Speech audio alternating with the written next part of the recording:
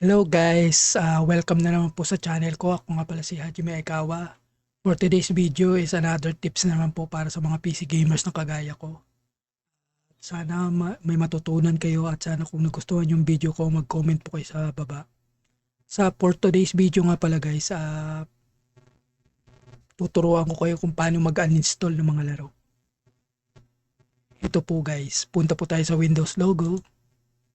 Just click Design, Settings. Go to the apps, uninstall default. Hanapin ang gustong i-delete or uninstall na laro.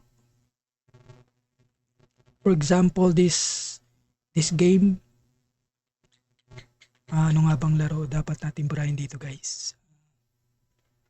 Kunyari itong animes. Click mo lang ang animes.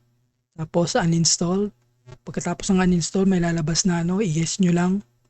Tapos yun na. Uninstall na guys. Salamat sa panonood ha.